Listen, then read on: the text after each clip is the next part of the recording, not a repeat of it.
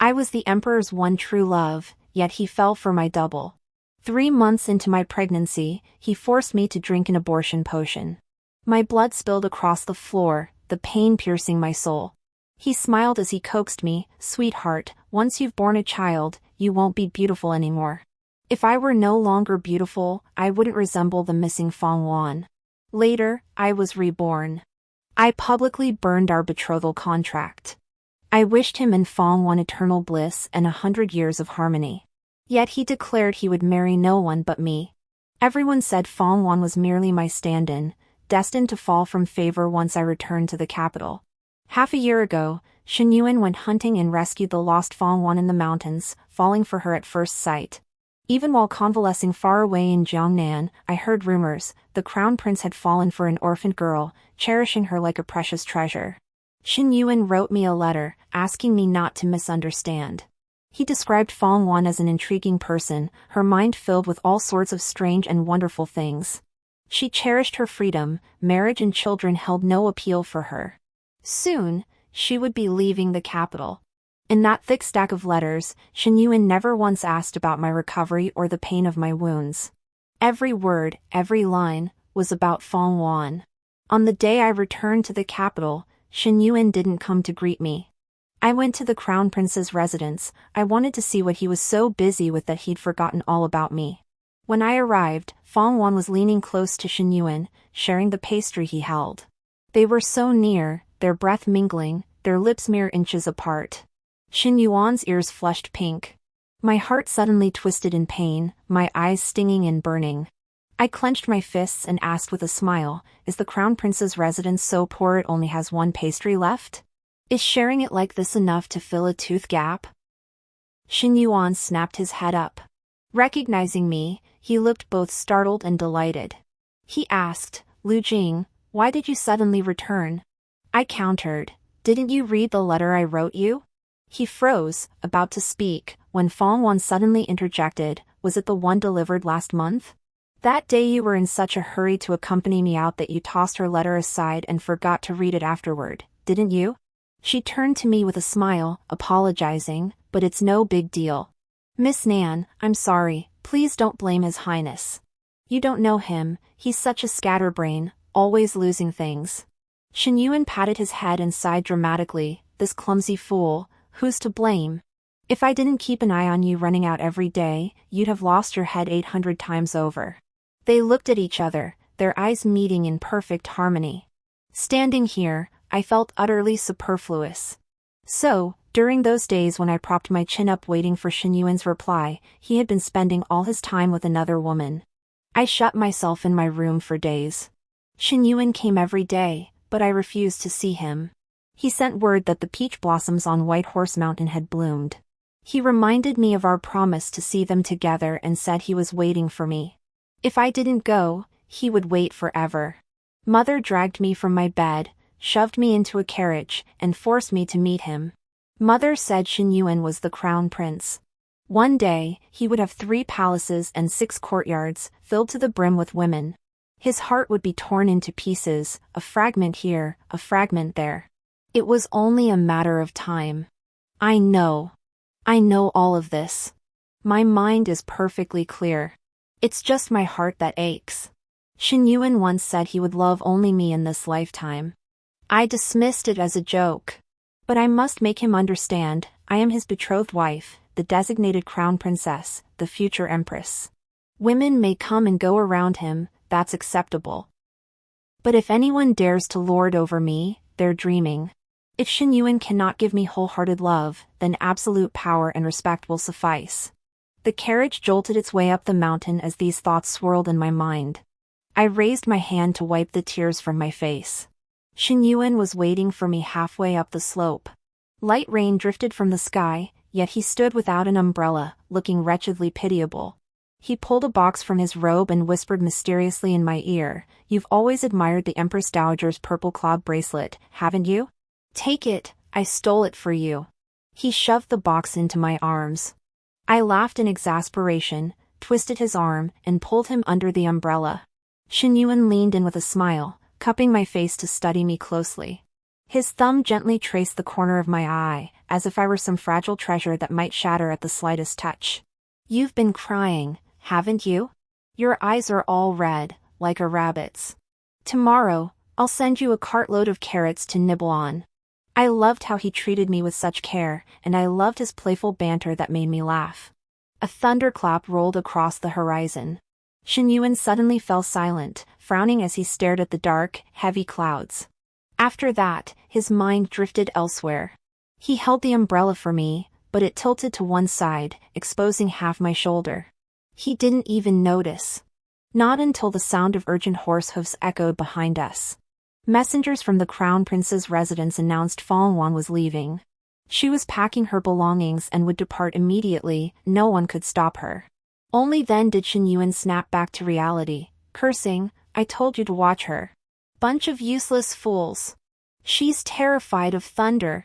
In this downpour, where does she think she's going? This is madness." Amidst the thunder and lightning, the wind was bitterly cold. My shoes were soaked through, and the chill crept up from my feet. Shen Yuan didn't care. His mind was only on Fong Wan.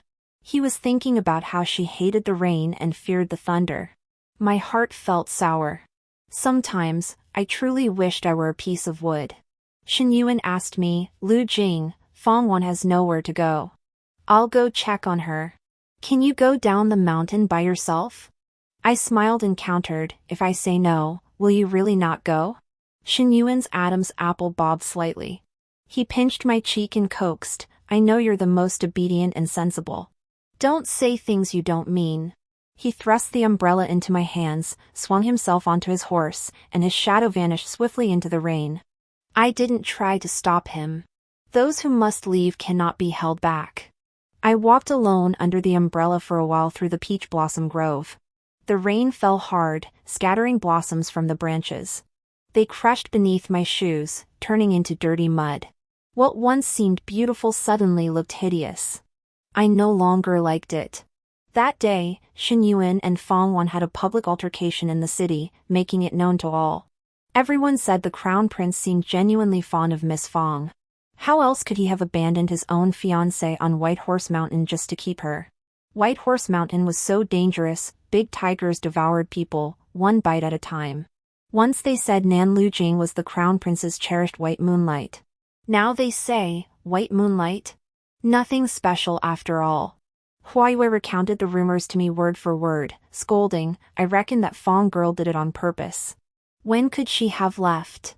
She had to pick the moment the Crown Prince was out with his lady. Pulling and tugging in the street, and she still has the nerve to cry. She claims she's had enough of being a stand-in. She knows she's unwelcome. Now that the young lady has returned, she should leave on her own before someone tells her to go. She has some dignity." And then, as she was talking, she fainted. Right into the Crown Prince's arms. Plenty of people saw it. Now she's shameless? Ugh. I tossed the fish food into the pond and listened quietly. Huayue paced angrily, muttering in my ear, "Young lady, are you really just going to let her run wild? Won't you do anything? Action is needed, but there's no rush." Fong Wan would love nothing more than for me to strike back immediately. She'd be delighted to see me branded as jealous and tyrannical. My Nan family has held official positions for generations. How dare she think she could tarnish our family's reputation? She doesn't deserve it. My wedding to Shen Yuan is approaching. Once I enter the Eastern Palace, I'll elevate her to be the Crown Prince's concubine. Then we'll shut the door and beat the dog. All the right and wrong will become the Eastern Palace's own domestic affairs. When Shen Yuan brought Fong Wan over, I was sunbathing by the pond. He sat beside me, gently nudging my shoulder. I turned my head and offered him a polite smile. He looked at me with a hint of unfamiliarity. After a moment, he asked, "Lu Jing, are you angry with me?" I shot back sarcastically, "How could that be? Didn't your highness say I'm the most obedient and sensible?" Shen Yuan panicked. He must have recalled when I was 13 and he angered me. Back then, I just smiled and said it was fine, so he hadn't taken it seriously. For the next half year, no matter what he did, I'd just say it was fine. It was the youngest son of the general's family who constantly provoked me into cursing and chasing him. Shin Yuan felt miserable. He cornered me against the wall, insisting I curse and hit him. Lu Jing, why aren't you complaining to me anymore? Do you dislike me because you like someone else? Hurry up and scold me. My heart is pounding so hard. Shin Yuan, my temper is precious. Do you think you deserve to make me suffer for you? That year, Shin Yuan nearly ruined our marriage. He chased after me, coaxing me for ages, groveling and humbling himself. The day I cried and cursed him, he ate 2 extra bowls of rice in delight. Shin Yuan has always been a shameless little bastard. Fong Wan watched Shin Yuan fret over me, then approached with a sly smile. Miss Nan, don't be angry. The prince's heart is filled only with you. No one can take him away. I came today to say goodbye. I'll leave as soon as I return. As long as you and the prince are well, I'll be fine. Shin Yuan frowned at her. You promised you wouldn't leave. Why do you always go back on your word? Fong Wan turned cold toward him. Why would I stay if I'm not leaving? You give me the cold shoulder every day for another woman. You think I upset her, so you ignore me? If my presence here displeases her, then leaving solves everything. Why should I endure your mistreatment? Just because you wield power and privilege, you treat me like trash. What right do you have to bully me? I'd rather die than suffer your injustice. With that, she turned to leap into the pond. I grabbed her arm and slapped her hard across the face twice. I ignore you, and you take advantage. Spreading lies with your big mouth. Who bullied you? How did they bully you? Come on, explain yourself clearly. If you want to die in the Nan family, see if you're worthy enough. Fong Wan gave a cold laugh, suddenly yanking me with her as she plunged into the water. I couldn't swim. My limbs flailed wildly as my body sank deeper, choking on several mouthfuls of water. In the chaos, Shin Yuan grabbed me. His expression cold, he tossed me to the men following behind him before turning to swim toward Fong Wan. What happened next was a blur. I only remember Shin Yuan dragging Fong Wan ashore, crying and begging her to wake up. Fong Wan coughed up several mouthfuls of water, regaining some consciousness. She clutched Shin Yuan's clothes and wept with him. She reproached him, in your heart, I'll always come second to her. Do you know how terrified I was just now? You knew perfectly well she had so many people around her to save her, yet you still abandoned me to go find her first. I've given up hope, Your Highness. Let me go. Shin Yuan held her tightly, promising, don't go. Please don't leave. I swear to you, I'll never abandon you again. Is that all right? After falling into the water, I developed a fever, haunted by nightmares every night. I dreamt that Shin Yuan and I were married. On our wedding day, he remained sullen. Late into the night, he stormed into the bridal chamber and roughly tore off my veil. He flung a letter at my face. It was from Fong Wan. She said she'd left, so I'd never have to endure her presence again. Shin Yuan pointed his finger at my nose and screamed, your manners have been swallowed by dogs. She only wanted to stay by my side. Couldn't you tolerate even that small wish? I hadn't done anything wrong, yet because of Fong Wan's ambiguous words, he projected all the blame onto me. Like a rabid beast, he pinned me beneath him, venting his fury. Our wedding night became torture, my dignity crushed into dust beneath him. As the sun rose, he sneered at my bruised body, why cry? You should be happy, you won. From then on, by day he was a benevolent ruler. By night, he shed his robes to become a beast. Everyone said I was the favored empress, the love of his life. Only I knew that every night, as he held me, he cried out Fong Wan's name. Later, I became pregnant. One day, he suddenly said to me, why aren't you more like Wan Wan? Cold sweat instantly drenched me. I knew my child was likely lost. He pinched my chin and forced the abortion potion into my mouth. The agony tore at my heart, yet he only said, Lu Jing, you must stay beautiful forever. Always be like her. Shin Yuan, I hate you. I jolted awake from the dream, my hand reaching for my chest where my own heart beat. In the dream's final moments, I clearly remembered Fong Wan returning to the palace in splendor on my birthday. She truly had skill, vanishing for 2 years, turning Shen Yuan's affection into an obsession, making him pine for her beyond control. The moment she returned, she became his lost treasure regained. No one could ever replace Fang Wan's place in Shen Yuan's heart. On the day I died, heavy snow fell from the sky. Fang Wan tore the jade hairpin from my hair and laughed as she smashed it to pieces. It was a keepsake my mother had left me, the last shred of comfort in my wretched life. The taut string in my mind snapped. I lunged at Fang Wan with scissors, slashing her arm. The next instant, an arrow pierced my chest. Shen Yuan stood in the distance, bow in hand, having shot me himself. I jolted awake. The pain in my dream felt utterly real. Clutching the fabric over my chest, I broke down sobbing. Mother rushed to hold me, tears streaming down her face with heartache. I won't marry him. I won't marry him. I don't want Shen Yuan. I wailed. Fang Wan's incident of dragging me into the water had reached the Empress. She summoned me to the palace for lunch, promising to settle the matter for me. When I arrived, Fang Wan was kneeling in the courtyard under the blazing sun, looking utterly miserable. The table was laden with my favorite dishes. I sipped fish soup in small mouthfuls while Shen Yuan sat across from me, his expression grim. Someone has been kneeling for 2 hours because of you, and you still have the appetite to eat? Lu Jing, how did you become like this? Unfazed, I continued eating as I replied, those who make mistakes must face punishment. Otherwise, they won't learn their lesson. Shen Yuan narrowed his eyes, pressing me relentlessly. Fang Wan spoke improperly and behaved discourteously. She has her faults. But Lu Jing, didn't she drag you into this because you insulted and beat her? I set down my chopsticks and bowl, meeting his gaze calmly as I nodded in affirmation.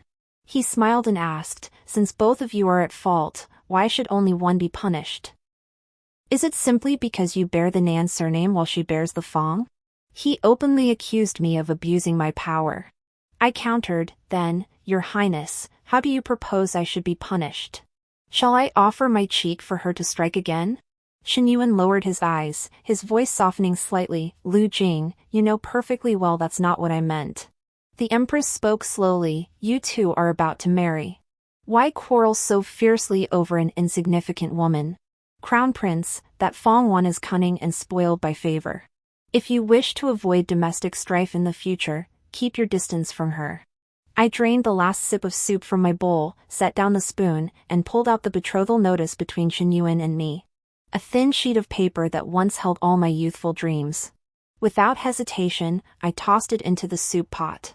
The paper was instantly soaked, ruined beyond recognition. Shen Yuan immediately reached in to retrieve it, his hand turning a faint pink from the scalding broth. The engagement notice clung to his fingers like rotten mud, limp and flaccid. Tears glistened in his eyes as he suppressed his anger and demanded, Nan Lu Jing. Have you lost your mind? I ignored him, kneeling on the floor instead to bow to the Empress. Auntie, my parents and I have decided. The marriage arranged long ago is off. Auntie, father said he failed to protect you before. Now, he doesn't want any more Nan family daughters to suffer. On the day I broke off the engagement, Shen Yuan followed me in silence all the way to the gates of the Nan residence. Just before I entered, he finally spoke, Lu Jing, I don't sell second chances here. Without turning back, I told him, I have no regrets. News of my broken engagement to the Crown Prince quickly spread throughout the capital.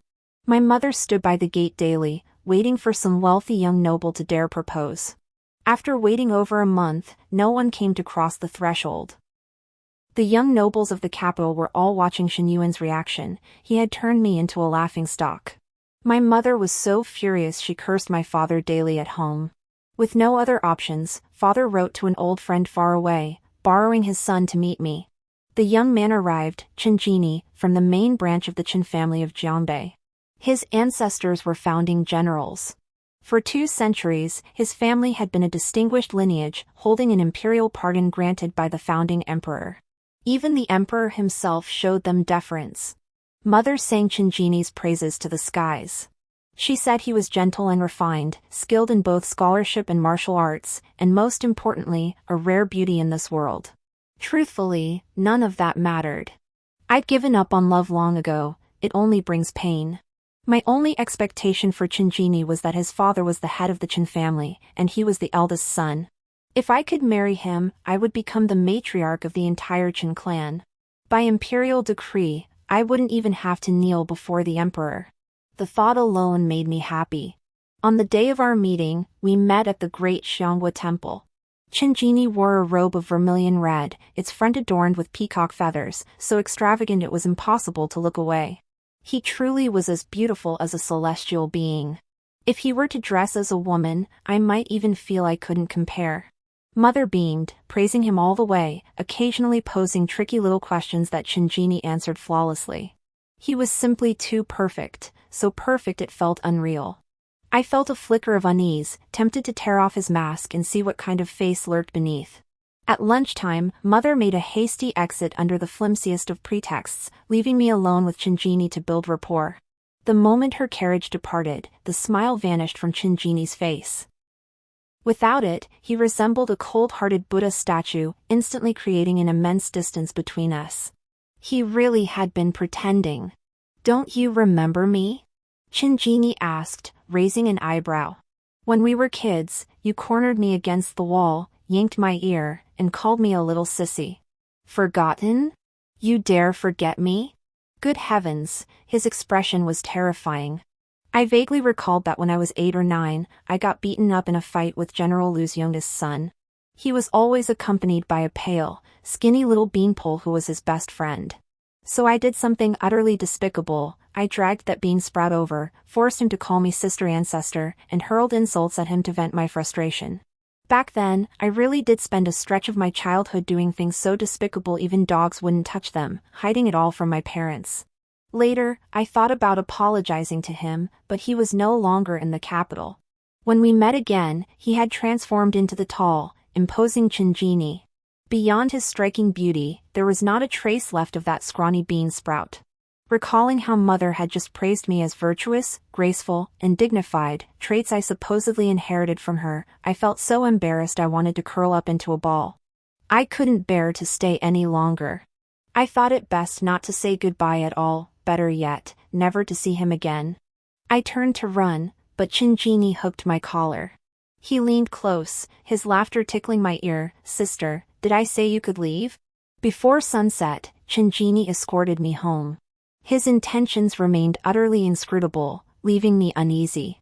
As we neared my doorstep, I tried to leap from the carriage. He stretched out his arm, wrapped his hand around my waist, and pulled me into his embrace. Chinjini raised an eyebrow, teasing me, "So impatient? Are you afraid of me?"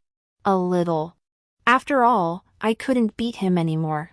He mocked me, "So that's why you were so mischievous as a child." He was too close, his scent overwhelming.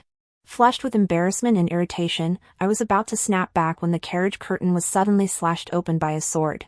It was Shen Yuan. His eyes were half lowered, the sword's glint reflecting off his profile, revealing a cold, ruthless expression.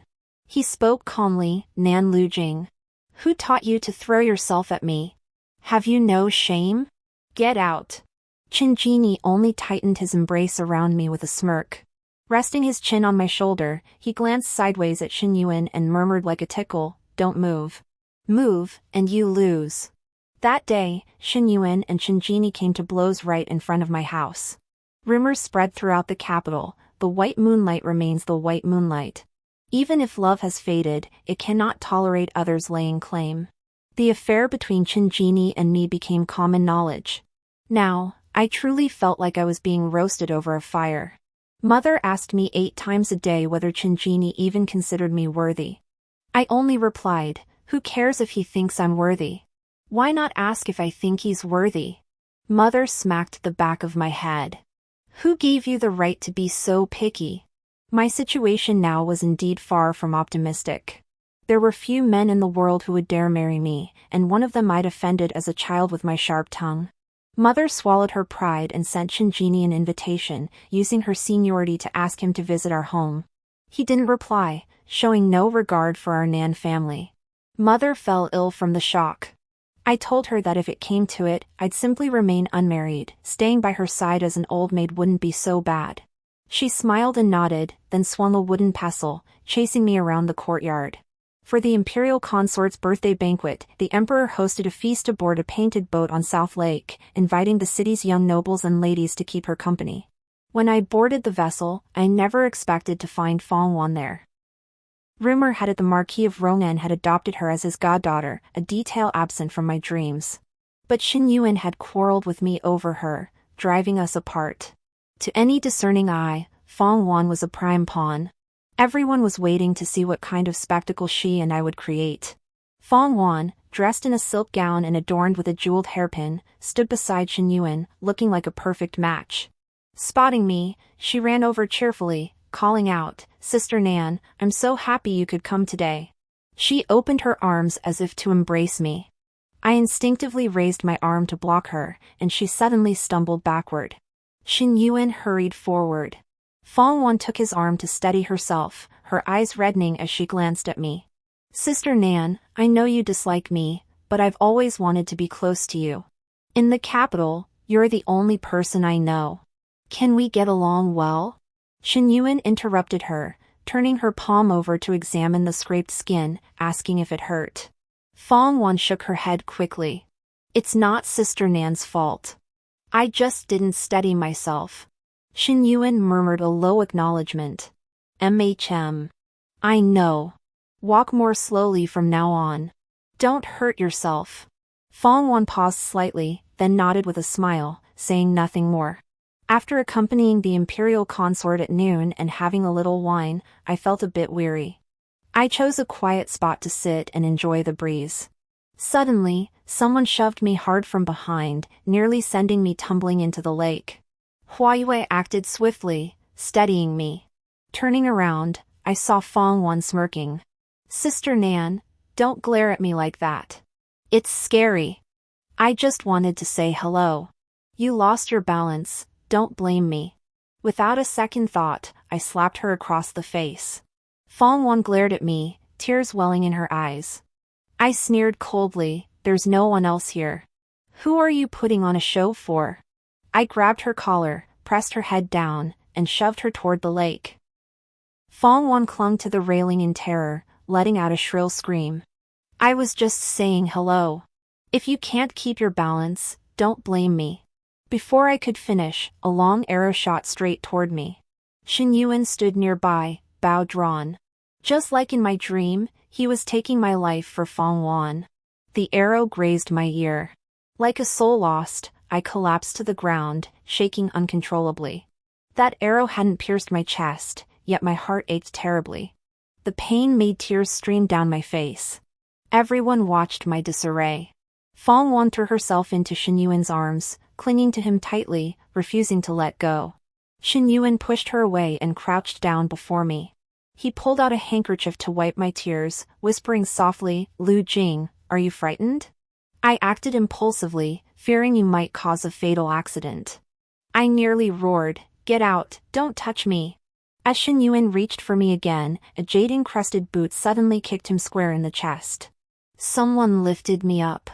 Without looking, I knew it was Chinjini. His scent was particularly pleasant. I remembered it the first moment I met him. He covered me with his robe, hiding my tears from view, shielding me from stares and whispers.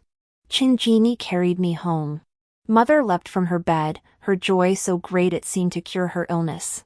Just as she began to smile, she saw my dazed state and burst into tears. The doctor assured her I was fine, merely overcome by fright. A couple days' rest would see me well. Unable to contain herself, she pointed eastward and cursed with full force. Mid-tirade, she turned and saw Chinjini still standing there.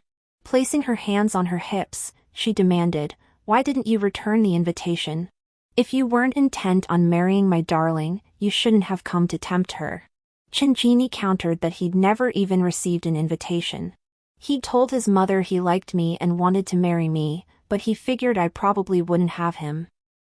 His mother slapped his arm hard, laughing so hard her eyes disappeared. "How could that be?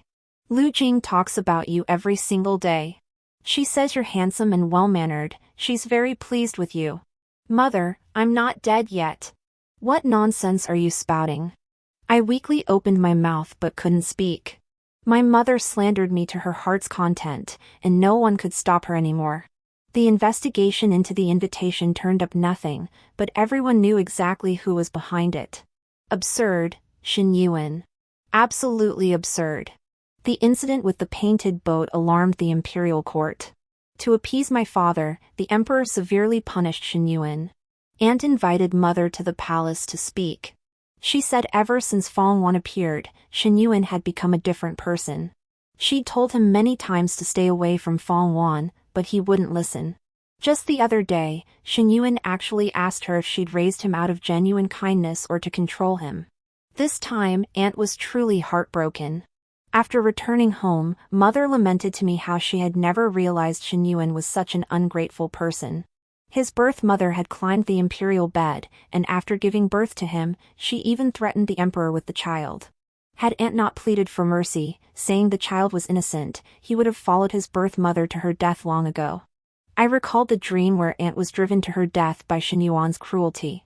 After much thought, I told mother, Aunt has lived her entire life with unwavering virtue, but occasionally, she must also think more of herself. Shortly after she adopted Shen Yuan, she gave birth to the third prince. By right of birth, the crown prince's position should never have fallen to Shen Yuan. On Shen Yuan's birthday, he sent me an invitation. Chen Genie, when I wasn't looking, folded it into a paper swallow and flicked it over the wall. I brought tea from the room, and he immediately raised a book to shield his face, pretending to be deeply engrossed in reading. He was probably hiding behind the book, feeling quite pleased with himself. During my illness, he visited daily. Mother was pleased at first, but gradually grew weary of it. When they discussed an auspicious date for the betrothal, Mother declared the 16th day of the second month next year to be most propitious. Chen Genie bargained, insisting the 8th day of the 8th month this year was an excellent omen. His mother had already set out for the capital. My mother laughed and said it was perfect, then rolled her eyes dramatically at Chen Genie's retreating back. She whispered to me, otherwise, I'd have found you someone closer. That Chen boy is far too clingy. Ha ha ha ha ha. Ah, she just couldn't bear to let me go. Lying in the rocking chair in the courtyard, I watched Chen Genie, then the clouds, then the birds, then the tattered scroll in my hands. Time slipped away quietly. I dozed off. When I woke, a blanket covered me, and Chen Genie was nowhere to be seen. His absence suddenly left me feeling hollow inside. Mother happened to walk by. She picked up a painting pressed flat on the stone table and burst out laughing. I leaned in to see myself in the picture, slumped in the rocking chair, drooling in my sleep. Small characters scrawled beside my mouth, roast goose, roast goose. Mother couldn't stop laughing, and my face flushed fiercely. I grumbled, where's Chen Genie? Mom, just find me someone closer to home. I don't think he's that great either. Mother stroked my hair, then my cheek. Oh, him? He went to buy you the roast goose you've been dreaming about. Her eyes welled up as she laughed, her voice filled with contentment. I always knew my girl was blessed. I stepped out to get the roast goose and bumped right into Shen Yuan. He sat on the front steps.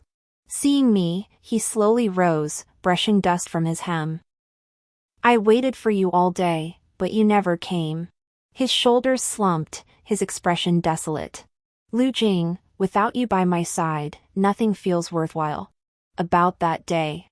I want to apologize to you, okay?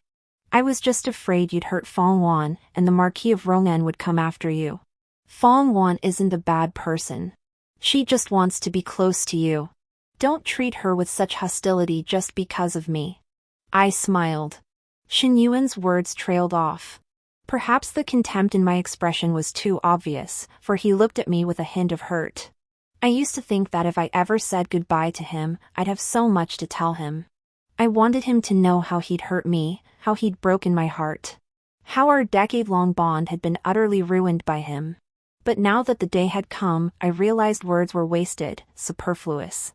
Don't be so self-righteous, Your Highness, I said with a smile. Don't come here anymore. Chen Genie won't be pleased to see you. As I spoke, Chen Genie appeared at the alley entrance.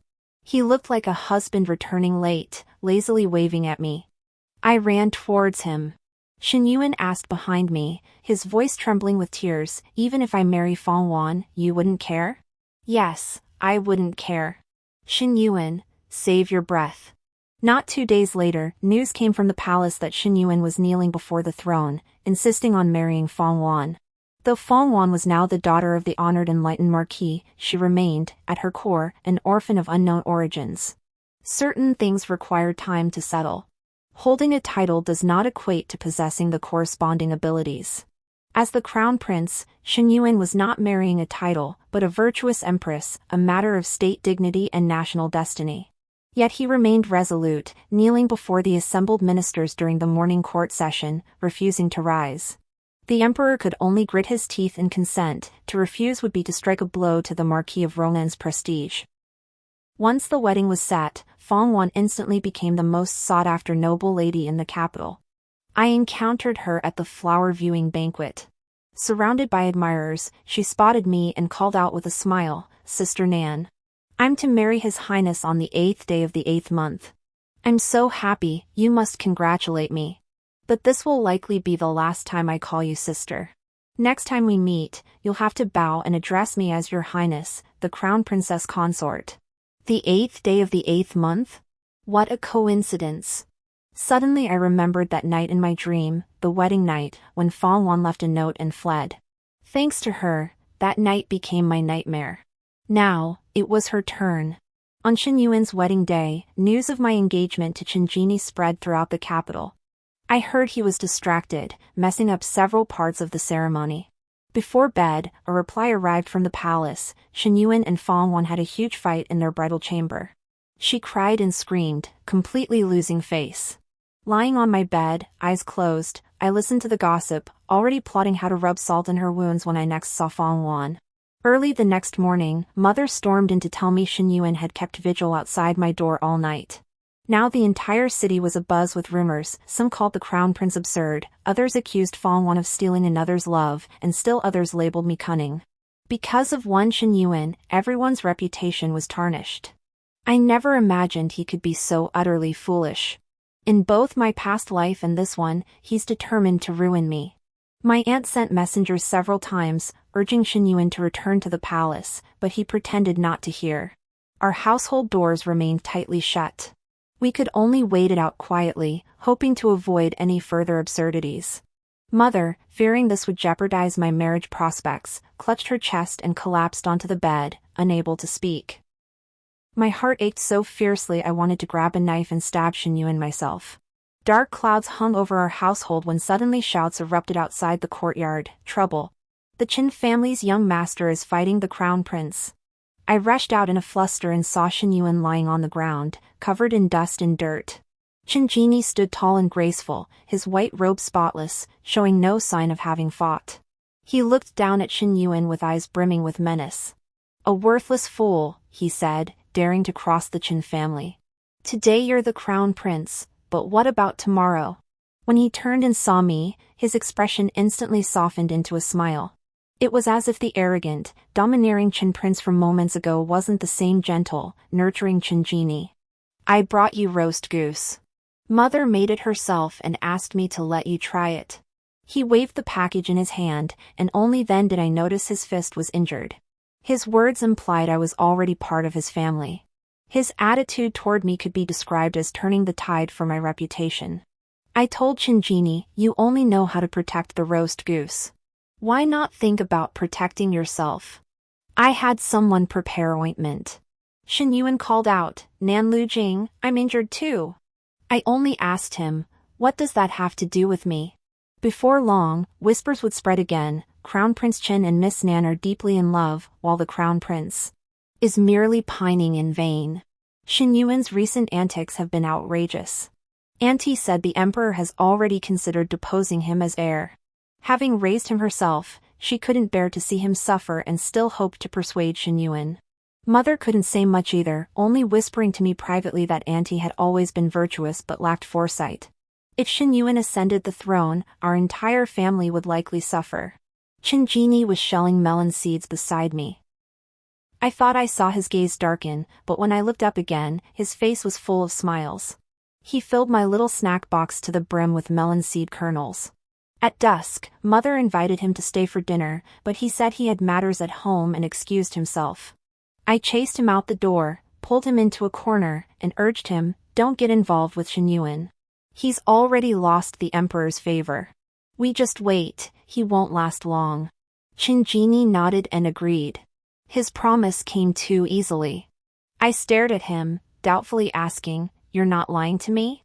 This time he paused, then solemnly nodded, swearing he wouldn't deceive me. Just like acting. After Fong Wan became crown princess, she hadn't even had time to bask in her glory before she and Shen Yuan were both confined to their quarters. That day, I went to the palace to see my aunt. The moment I stepped into her chambers, I heard her smashing things. "You insolent, treacherous woman. I knew you were incapable of doing anything good." Fong Wan crawled on her knees to her feet, clutching her legs and wailing, "Mother, you must save His Highness. Only you can save him now." "I didn't mean to. Father told me to bring the seal for His Highness to sign. I had no idea he'd embezzle the funds." My aunt kicked her away, pointing an accusing finger at her nose. "Still trying to wriggle out of it? You colluded with the Marquis of Ronen to frame the crown prince, is that all? Did you really think you could hide it from anyone?" Only then did I learn that the Marquis of Ronen had used Shen Yuan to extort bribes, and a memorial had just been submitted exposing it. This is forming factions for personal gain, a grave crime. After Fong Wan was dragged away, I entered the hall to check on my aunt. She fiddled with her prayer beads, silent the entire time. After a long while, she suddenly spoke, "Lu Jing, your heart is truly cold. He was your cousin. After over a decade of affection, you say you'll end his life, and you do. You and that Chen family fellow, what a clever scheme. You did well. The crown prince deserved his fate. But he was a child I raised myself. Leave now. Don't come back." When I returned home, Qin Jini was waiting at the door. Seeing my tears, his smile faded. He wiped my tears away, saying nothing. I sensed his displeasure and sniffled out an explanation. "It's not that I feel sorry for Shen Yuan. I wanted Shen Yuan to suffer more than anyone. I was just hurt by what my aunt said." Qin Jini hummed in acknowledgement, turned his head away, and let out a soft sigh. He never admitted he was behind the Marquis of Ronen's downfall. He didn't speak of it, and I didn't ask. Huayue remarked, "Your husband truly is a rare gem of a man. Any other man would make a big fuss over the slightest thing done for a woman, trumpeting it to the world." My hands were busy sewing the wedding gown as I teased her with a smile, but he lied to me. "A man who deceives a woman isn't a good man." Huayue countered, "Not true. The groom-to-be is right, he didn't say he wouldn't cause trouble for the crown prince, only that he wouldn't for the Marquis of Ronen. Who told the crown prince to be so blind as to marry Fong Wan? He? Serves him right. Now, everyone in my family sides with Qin Jini." On my wedding day, Mother smiled the whole time. Her smile made my nose sting. Qin Jini led me into the bridal sedan chair, beaming with joy, his mouth stretched almost to his ears. I caught Mother rolling her eyes at him again. Fearing my parents would be too heartbroken, I forced myself to smile along with him. Fearing I might be reluctant, my parents smiled along with me.